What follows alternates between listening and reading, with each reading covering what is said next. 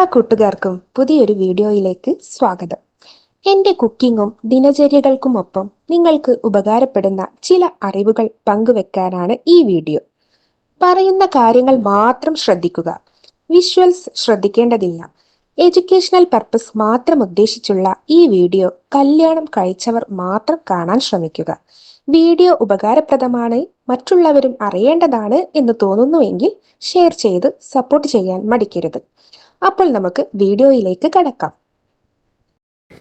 സെക്സിന് മുൻപായി ലിംഗത്തിൽ ഇങ്ങനെ ചെയ്താൽ നിങ്ങൾക്ക് കൂടുതൽ ടൈമിംഗ് ലഭിക്കുമെന്നാണ് പറയുന്നത്.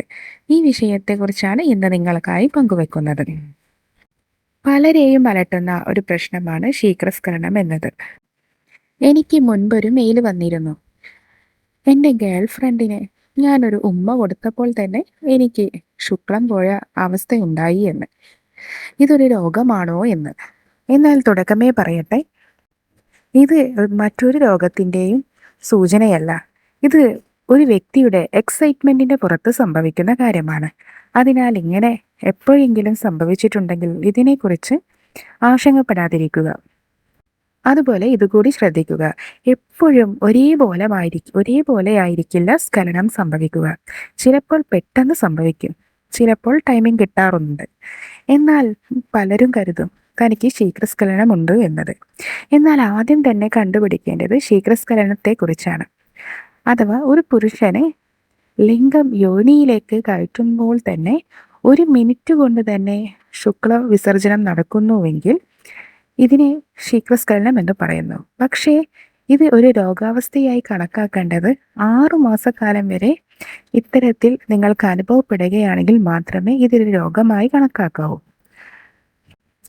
അല്ലാത്ത പക്ഷം 1, 2 അല്ലെങ്കിൽ 3 പ്രാവശ്യമോ അല്ലെങ്കിൽ അതിൽ കൂടുതൽ ഒരു പരിധിക്കുള്ളിലോ ഇങ്ങനെ സംഭവിക്കുകയാണെങ്കിൽ ഇതിനെ ശീഘ്രസ്ഖലനം എന്ന രോഗാവസ്ഥയായി കാണേണ്ടതില്ല.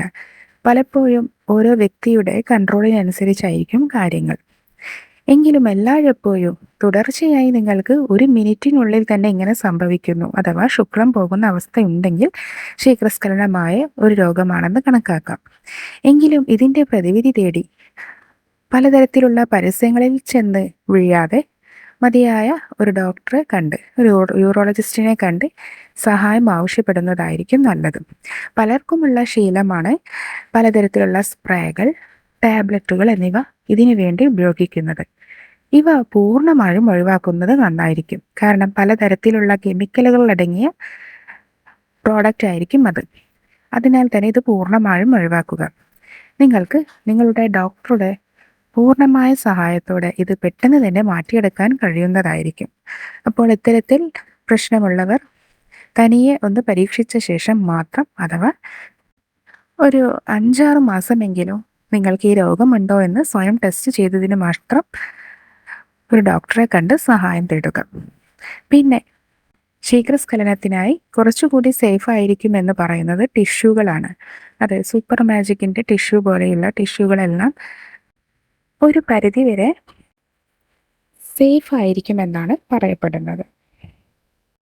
ഇതുപയോഗിച്ച് ലിംഗം തുടയ്ക്കുകയാണെങ്കിൽ ലിംഗത്തിലുള്ള പലതരത്തിലുള്ള ബാക്ടീരിയകൾ നശിക്കുകയും മാത്രമല്ല ഒരു ആൻറ്റിസെപ്റ്റിക് ലോഷൻ്റെ ഉപയോഗം ലിംഗത്തിൽ ഉണ്ടാകുകയും ലൈംഗികപരമായ രോഗങ്ങൾ നിങ്ങളുടെ പങ്കാളിക്ക് ഒരു പരിധിവരെ ഉണ്ടാകാൻ സാധ്യതയുമില്ലെന്നാണ് ഈ കമ്പനി നിർമ്മാതാക്കൾ അവകാശപ്പെടുന്നത്.